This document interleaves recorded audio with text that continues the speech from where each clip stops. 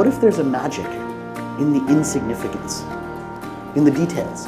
Instead of the strategy, instead of the big vision, what if we could focus on the insignificant? If you can train yourself to pay attention, you will see things other people don't see. You will understand how this world around you works.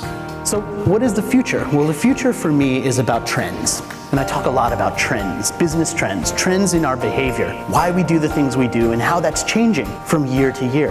And my definition of a trend is a curated observation about the accelerating present. So I don't believe that a trend is something that's going to happen at some uncertain point in the future, but that we're just guessing at right now.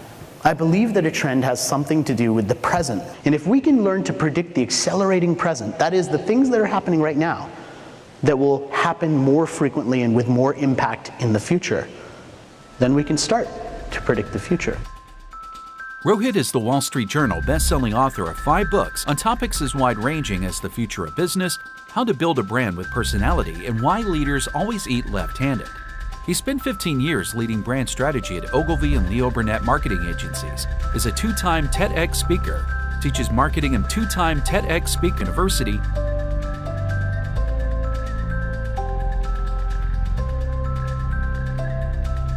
We can't tell people that what we're selling is something and expect them to not see through it. Is this product actually coming from the Swiss Alps, or are we just Evian spelled backwards? Are we just naive? Donut seeds. This is the next big product on Amazon.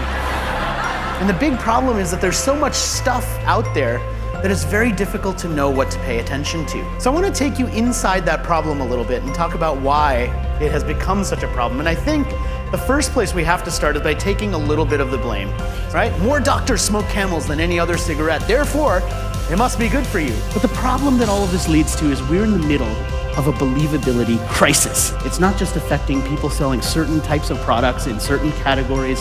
This is affecting all of us. It is harder to be believable today. So what are you going to do about that? How are you going to be more believable? It has to do with being able to deliver on one thing, and that one thing is trust. If we're trusted, we sell more products. Trust is not something that's given anymore. Trust is something we have to earn. And what they really want is an experience, something that lasts for longer, something that doesn't happen necessarily all the time. But when it does happen, we remember it. Another brand that does this amazingly well in a slightly quirky way is the Hans Brinker Budget Hotel in Amsterdam, which says that they've been proudly disappointing travelers for 40 years.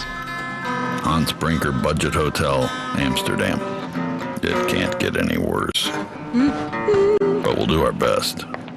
They have brochures with asterisks next to everything that's not included, including maid service, lamps, curtains, windows, bed sheets. Why would any hotel brand, much less one that actually wants to succeed, use marketing like this? And this is all true, by the way. It's not like a fake ad created by someone. This is a real place in Amsterdam. You can go there tomorrow and stay there.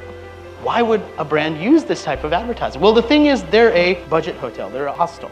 And so the people who stay there are young 20-somethings who are backpacking across Europe, people who don't have a lot of money. Now, somebody who is 20-something backpacking through Europe, what's the thing that's most important to them? Is it comfort and luxury? No, it's the story, right? It's mostly about the story that you tell. Be human, be real, be truthful. Makes a difference.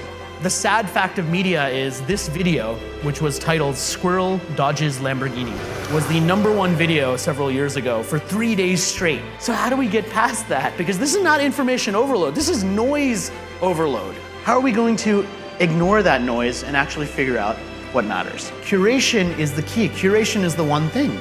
That's what turns noise into meaning. One of the things people talk about and think about when it comes to trends is the trends are like finding a needle in a haystack. And the haystack method is the way that I curate trends. It's the process behind curating trends. And it's got 5 steps: gathering, aggregating, naming, elevating, and proving. So for me, gathering ideas means ripping things out of magazines, printing out articles, spreading out all of those things at the end of the year to eventually end up with the trend report. I think trend curation is spending most of your time taking the hay and gathering it so that you can put the needle in the middle of it.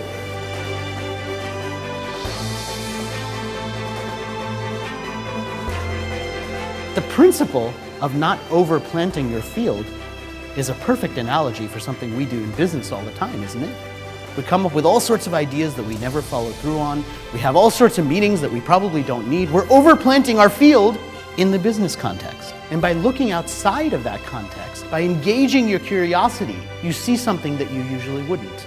You see a pattern that you might have otherwise missed. Then not only would you be able to engage that curiosity, to see those patterns, but you'd also be further along to predicting the future.